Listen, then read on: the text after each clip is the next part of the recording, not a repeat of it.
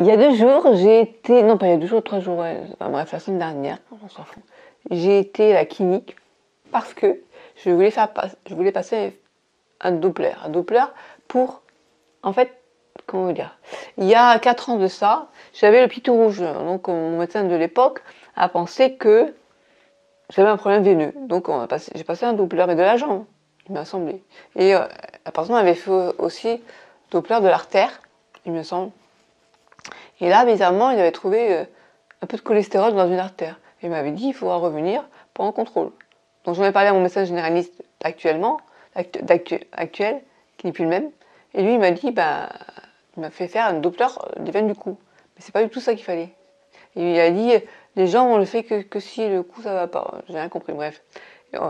Donc j'ai été à la clinique, et là, le médecin, déjà on était dans le noir parce que il n'avait même pas mis la lumière, c'était vraiment très sombre, sa pièce.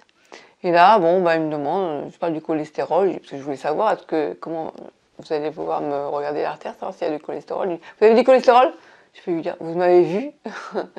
Et puis, bon, j'ai rien dit. Je dis non, non. Puis en fait, ça s'est passé comme ça, il me fait, bon, j'avais rien finalement. J'ai rien, donc bon. Mais je me sentais mal, parce que finalement, c'est qu'un exécutant, il fait son taf et puis il se casse, quoi. Ma tante qui me dit, oui, tu sais, tous les radiologues c'est pareil, ils ne diront rien, c'est le médecin qui après aura le retour et tout. D'accord, mais j'aurais voulu savoir qui m'avait fait ce Doppler il y a 5 ans de ça, je ne pouvais pas le savoir. Et donc j'ai envie de dire, ce genre de médecin, ils vous disent rien. Non. Sauf une chose.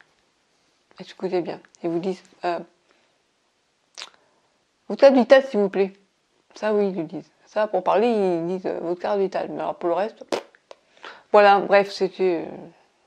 Vous voyez, les médecins, je pourrais tellement en dire sur eux.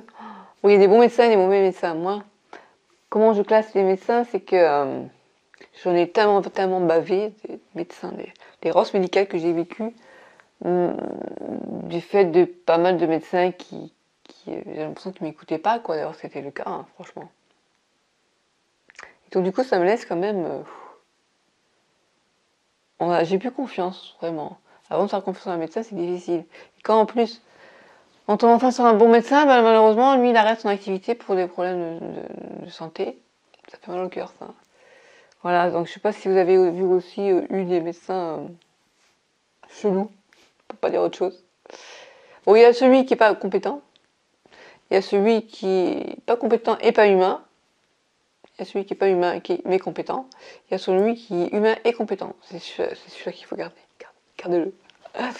Bref, voilà. Et dans les neurologues, c'est pareil. J'en ai eu un qui était vraiment odieux, qui m'avait dit, vous savez, si les médecins n'ont pas trouvé que vous aviez la sclérose en plaques, c'est parce que c'est normal avec votre profil phobique. Parce que, voilà, ils n'ont pas pu détecter si c'était neurologique ou bien si c'était psychosomatique.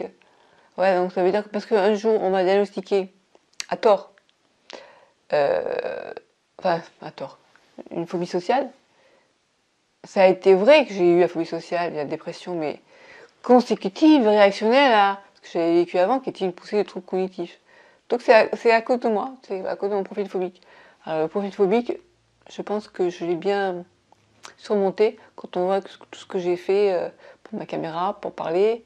Et puis, la diffuser sur YouTube, c'est pas quelqu'un qui a un profil phobique social qui fait ça, du moins, ou alors qui guérit. Hein. Aller à TF1, parler à France 5, enfin, TF1, oui, à la télé, mais sans passer à la télé, bref. De parler à pas mal de personnes lors de la remise des prix, et ce jour-là, je me suis dit, j'étais même autorisée à faire l'imbécile en disant « Oh bah c'est mon fils qui va être content des cons, je suis pas venue de Montpellier pour rien !» Et voilà, et il faut passer à France 5 pour témoigner, mais c'est pas tout le monde qui... Comment dire? Là, ce jour-là, je me suis dit, je les emmerde avec mon profil phobique, c'est la connerie.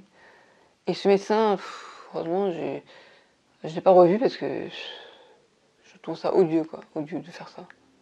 C'est déjà difficile d'avoir connu une errance médicale, parce qu'il faut comprendre que si maintenant je suis en phase secondaire progressive, c'est peut-être parce qu'il y a des couillons qui n'ont pas vu que j'avais une sclérose en plaques.